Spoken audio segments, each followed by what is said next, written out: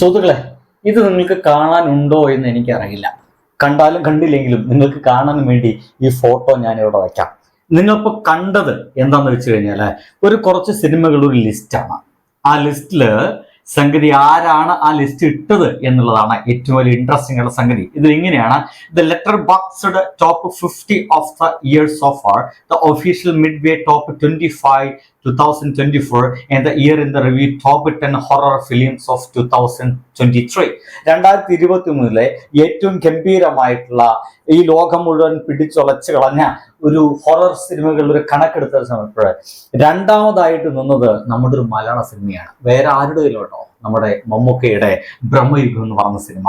ആദ്യമായിട്ട് ആ ലിസ്റ്റിലേക്ക് എത്തിയിട്ടുള്ളത് സബ്സ്റ്റൻസ് എന്ന് പറയുന്ന ഒരു സിനിമയാണ്.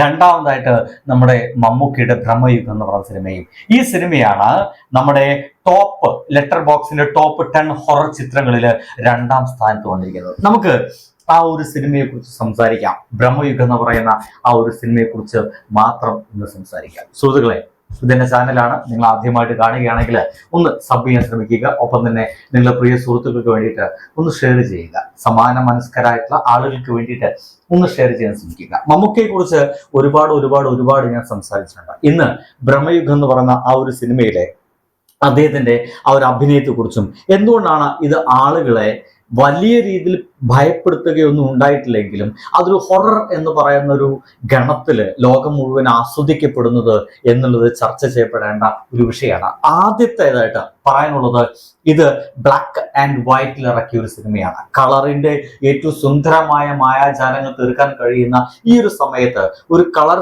സിനിമ ഇറക്കേണ്ടതിന് പകരം, ഒരു പക്ഷേ ഹൊററിന്റെ അങ്ങേ തലയിലേക്ക് നമ്മളെ എത്തിക്കാൻ കഴിയുന്നതിന് പകരം ഒരു ബ്ലാക്ക് ആൻഡ് വൈറ്റിൽ ഈ സിനിമ എടുക്കാൻ അദ്ദേഹവും ആ ഒരു സംവിധായകനും കൂട്ടരും തീരുമാനിച്ചു എന്നുള്ളതാണ് ഈ സിനിമയുടെ ആദ്യത്തെ വിജയം എന്ന് പറയുന്നത്. സെക്കൻഡ് വൺ, അല്ലെങ്കിൽ ദ മോസ്റ്റ് ഫസ്റ്റ് വൺ എന്ന് പറയാൻ കഴിയുന്നത് ഇത് മമ്മൂക്ക എന്ന് പറയുന്ന ആ ഒരു അതുല്യ നടന്റെ പെർഫോമൻസ് ആണ്. നിങ്ങൾ ഈ സിനിമയിലേക്ക് നോക്കിക്കഴിഞ്ഞാൽ അദ്ദേഹം അവതരിപ്പിക്കുന്ന കുടുംബൻ പോറ്റി, ആ ഒരു പോറ്റിയെ കുറിച്ച് നമുക്ക് പറയാൻ കഴിയുക, ഓരോ ചലനത്തിലും ആ ഒരു പ്രായത്തെയും ഓരോ ചലനത്തിലും അദ്ദേഹത്തിന്റെ ഭാവത്തിലുണ്ടാവുന്ന ചില മാറ്റങ്ങളെയും സൂക്ഷ്മമായിട്ട് തന്നെ നിങ്ങൾ കാണണം. നിങ്ങൾ ശ്രദ്ധിക്കേണ്ട ആദ്യത്തെ കാഴ്ച എന്ന് പറയുന്നത് ആ ഒരു വീട്ടിലേക്ക് അർജുൻ അശോക് എന്ന് പറയുന്ന ആ ഒരു കഥാപാത്രം, അതിലത്തെ നായക കഥാപാത്രം എന്ന് പറയുന്ന മനുഷ്യൻ വന്നെത്തിച്ചേരുന്ന ആദ്യ സമയത്ത് തന്നെ നമുക്ക് കാണാൻ കഴിയുന്ന ഒരു കാഴ്ച, അവിടെ കുടുംബൻ പോറ്റി വന്നിരിക്കുന്നതാണ്. വന്നിരുന്ന് അവനോട് വിവരങ്ങൾ ചോദിച്ച് മനസ്സിലാക്കുന്നിടയ്ക്ക് പാട്ട് പാടി കഴിഞ്ഞ് വീണ്ടും അവിടുന്ന് പോകണമെന്ന് പറയുന്ന ആ ഒരു നിമിഷത്തില്, ഒരു സെക്കൻഡിന്റെ ഇടവേളകളിൽ അതുവരെ ഉണ്ടായിരുന്ന മമ്മൂട്ടി എന്ന് പറയുന്ന മനുഷ്യൻ നമുക്ക് കാണാൻ സാധിക്കില്ല. പകിട കളിക്കുന്ന സമയത്ത്, ഭക്ഷണം കഴിക്കുന്ന സമയത്ത്, പാട്ട് ഇനി കൂടി ഞാൻ ഒന്നുകൂടി പാട്ട് പാടണമെന്നോ എന്ന് ചോദിക്കുന്ന സമയത്ത്, ദൈവത്തെക്കുറിച്ച് സംസാരിക്കുന്ന സമയത്ത്, ഈ സമയങ്ങളിലെല്ലാം നിങ്ങൾ ഇതുവരെ കണ്ടു ശീലിച്ച ഒരു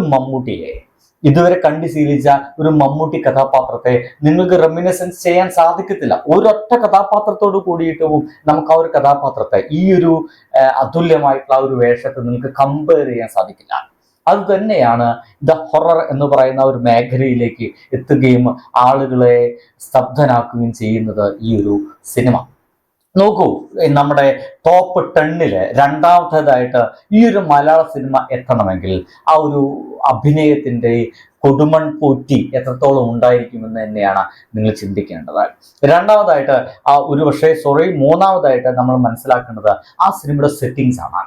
ആ ഒരു നല്ല തറവാടിനെ ഒരു ഇടിഞ്ഞു പൊളിഞ്ഞ ഒരു മഹാപുരാതന സ്ഥലമാക്കി മാറ്റിയതാണ്. ആ ബ്ലാക്ക് ആൻഡ് വൈറ്റിന്റെ ഒരു മാജിക് ഉണ്ട്. അടുക്കളയിലേക്കൊക്കെ പോകുന്ന സമയത്ത് ബ്ലാക്ക് ആൻഡ് വൈറ്റിന്റെ ഒരു മാജിക് ഉണ്ട്. മാംസഭക്ഷണത്തിന്റെ ഒക്കെ ഒരു മാജിക് ഉണ്ട്. മദ്യം കുടിക്കുന്നതിന്റെ ഒക്കെ ഒരു കളർ കോമ്പിനേഷൻ മാജിക് ഉണ്ട്.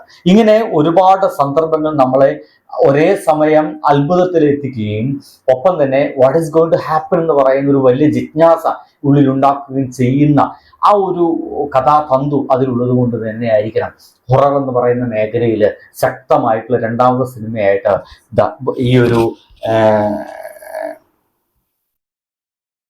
ഈ ഒരു എന്റർടൈൻമെന്റ് പ്ലാറ്റ്ഫോം ആയിട്ടുള്ള ലെറ്റർ ബോക്സിന്റെ 2024 ടോപ്പ് 10 രണ്ടാമതായിട്ട് ഈ ഒരു സിനിമ ഇടം പിടിച്ചത്. ബാക്കി നിങ്ങൾക്കായി വിട്ടുതരികയാണ്. എന്തൊക്കെ കാരണങ്ങൾ നിങ്ങളെ ഭയപ്പെടുത്തിയിട്ടുണ്ടായിരുന്നു ഈ സിനിമ? ഇല്ലെങ്കിൽ എന്തുകൊണ്ട്? കാരണങ്ങളിലേക്കാണ് സുഹൃത്തുക്കളെ. ബൈ.